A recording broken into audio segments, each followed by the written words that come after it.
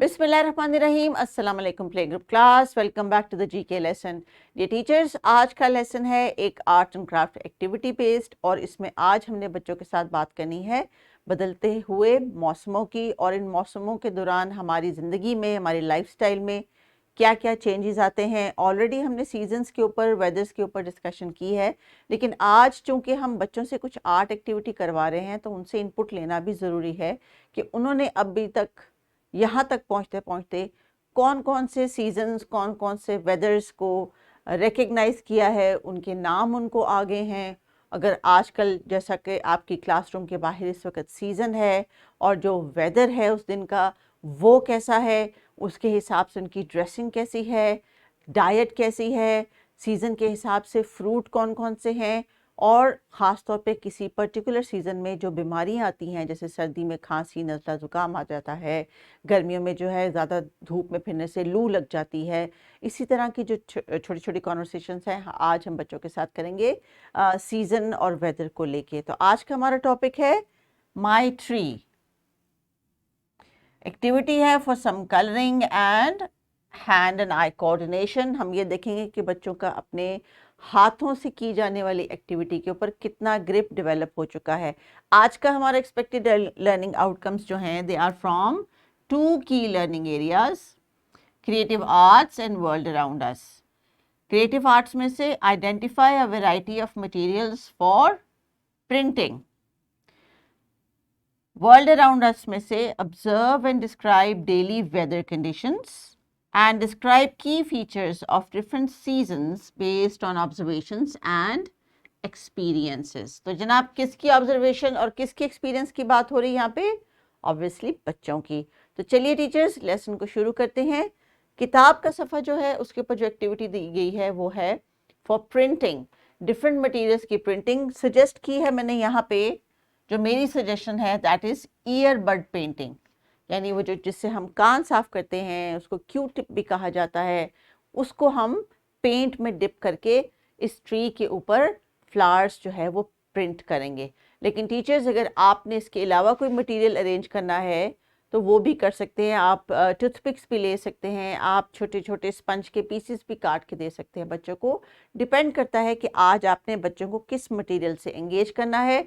My recommendation is earbud, क्योंकि जब हम एक सेलेक्टेड मटेरियल लेते हैं तो उस पर हम ये भी कॉन्फिडेंस डेवलप कर लेते हैं, अपना भी बच्चों का भी, कि they can hold and do the activity. So I hope teachers material आपके पास मौजूद है। चूँकि हमने ट्री को कलरफुल बनाना है, so you can use green, light green, you can use red, pink, orange, जिस तरह का भी कलरफुल सा आप अपना ट्री बनाना चाहते हैं आप बना सकते हैं। तो चलिए टीचर्स, पहले आज के लेसन के लिए इंस्ट्रक्शंस देख लीजिए। Talk about the weather and changing seasons, provide earbuds and different paints to dip and paint the tree, encourage them to make unique stuff using their imaginations। तो हम बात करेंगे वेदर के साथ साथ चेंज होने वाले सीजन की भी, और बच्चों को मौका देंगे कि उनके जहन में क्या चल रहा है, अपनी इमेजिनेशन के थ्रू वो कलर करेंगे। तो आइए बच्चों, ज़रा ये बताइए आपको स्क्रीन पे क्या नज़र आ रहा है?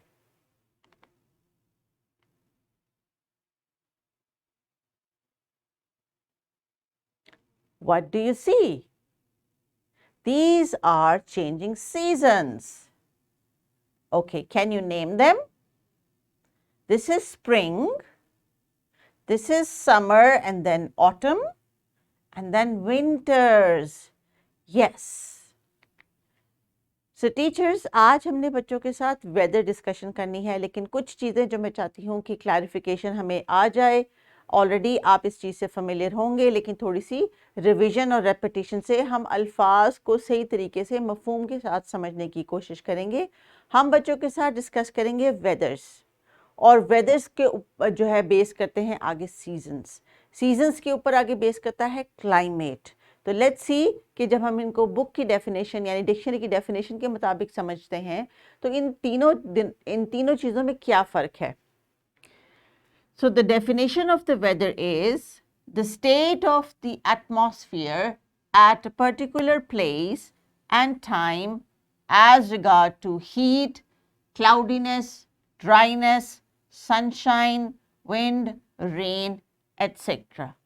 सो वेदर आपका डेली वाला होता है, यानी जो रोज आपको घर के बाहर आसमान पे सिचुएशन नजर आती है वो है वेदर, जो कि किसी दिन गर्म होता है, किसी दिन आंधी आती है, किसी दिन बारिश होती है, किसी दिन बिल्कुल ड्राई होता है, खुश्क हवा चलती है, वगैरह वगैरह।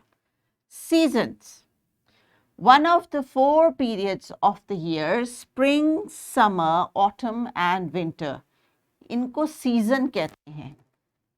सीजन ईयरली होते हैं, यानी साल के दौरान टाइम लेते हैं, बदलते हैं, जैसे कि बहार, गर्मियाँ, खिज़ां और सर्दी। इसी तरह से हमारे खाने पीने की रूटीन भी इन्हीं मौसमों के हिसाब से तब्दील होती है। Climate, the weather conditions prevailing in an area in general or over a long period of time. For example, Alaska America में सारा साल बादल रहते हैं, बारिश रहती है, इसलिए वहाँ पे धूप बहुत कम निकलती है। लेकिन ऐसे इलाके जैसे कि सहरा है, वहाँ पे खुश्क क्लाइमेट है, यानी ओवरऑल किस तरह का मौसम जो है वो सारा साल उस एरिया में डोमिनेंट रहता है।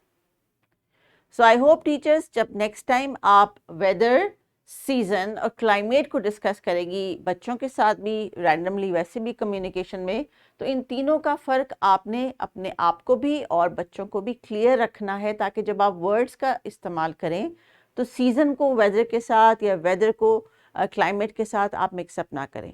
सो रोज़ाना वाला जो बाहर का मौसम है खिड़की से, वो है वेदर। जो साल में 3-4 दफ़ा तब्दील होता है, हमारी लाइफस्टाइल को भी तब्दील करता है, वो है सीज़न।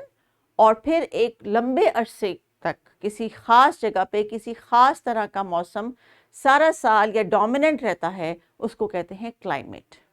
यानी किस तरह का वहाँ का क्लाइमेट है वो डिसाइड करता है कि जैसे कि पहाड़ों में यूजुअली क्लाइमेट ठंडा होता है, लेकिन जो मैदानी इलाके हैं वहाँ पे यूजुअली क्लाइमेट गर्म होता है।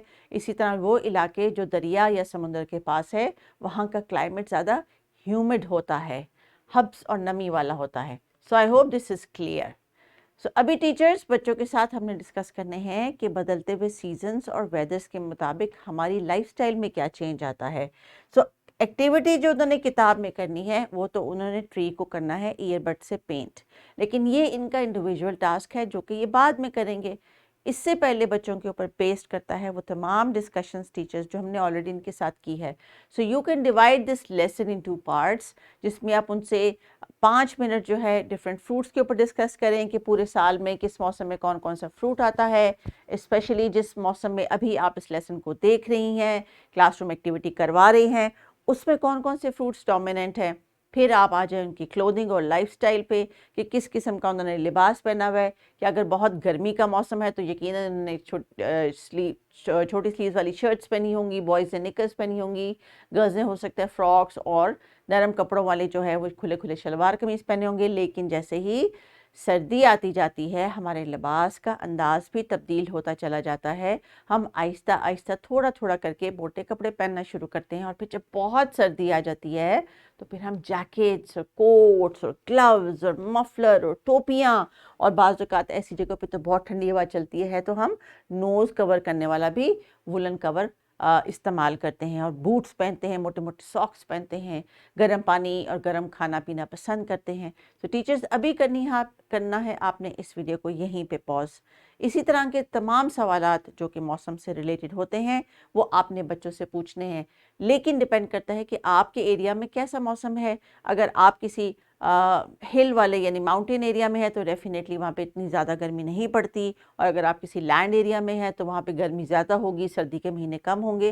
तो आपने अपने एरिया के हिसाब से बच्चों से सवालात करने हैं। So please pause the video. So dear teachers, ये लेसन्स जो हैं ये कस्टमाइज़ करना होता है आपने अपनी ज़रूरत के मुताबिक और बच्चों के रिस्पॉन्सेस के मुताबिक। ज़रूरी नहीं है कि आप एक टॉपिक के ऊपर 10-10 सवालात तैयार कर लें, लेकिन अगर आपके बच्चे जवाब दे रहे हैं तो मज़ीद सवालात भी आपके पास होने चाहिए। तो चलिए बच्चों, टीचर के साथ आपने कितनी सारी बातें की, आपने अपने यकीनन पसंदीदा फल, मौसमी फल और कपड़ों का भी जिक्र किया होगा। तो ये तो था जनाब आज डियर टीचर्स लिसनिंग स्पीकिंग पे बेस करता हुआ इनका सारा प्रायर नॉलेज, जिसको हमने बातों बातों में असेस कर लिया। अब आप देंगी बच्चों को किताब का ये सफ़ा और उनके लिए जो हमने आर्ट का मटेरियल आपसे कहा है अरेंज करके वो बच्चों को दे दीजिए और कोशिश करें कि बच्चे अपनी अपनी किताब पे अपना अपना टास्क अब खुद से करें। आप उन्हें ज़रूर हेल्प करें, you can go around with that. आज बच्चों ने आइडेंटिफाई करना है कि ईयरबड को कैसे इस्तेमाल किया जा सकता है। ऑब्जर्व करेंगे खिड़की के बाहर होने वाला मौसम आज किस तरह का है, बातचीत करेंगे डिफरेंट सीजन्स के ऊपर, ऑब्जर्वेशंस और एक्सपीरियंस के ऊपर। और ये जब तमाम बातचीत कर लेंगे तो मुझे उम्मीद है कि बच्चों को जो नेक्स्ट टास्क है that is they are going to make some group activity using paper plates.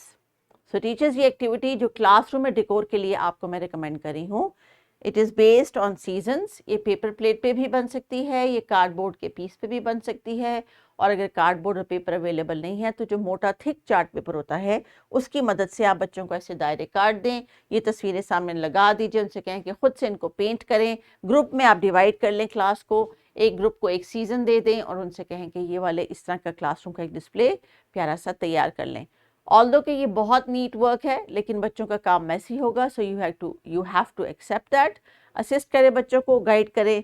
इसी तरह ही जो वर्कशीट दी गई है डिस्क्रिप्शन बॉक्स में वो भी बच्चों ने खुद से कलर करके लेके आनी है। They can use any material they like जो कि घर में इनको इजीली अवेलेबल है। कोशिश करें प्यारे बच्चों आज अपना ट्री प्यारा प्यारा सा बना लें, और आपने फ़ौरन बुक बंद नहीं करनी, बुक के पेंट को ड्राई होने का टाइम देना है और उसके बाद आपने क्लास में सबको अपना प्यारा सा कलरफुल ईयरबड से बना हुआ ट्री दिखाना है। अपना ख्याल रखिएगा। अल्लाह हाफिज़।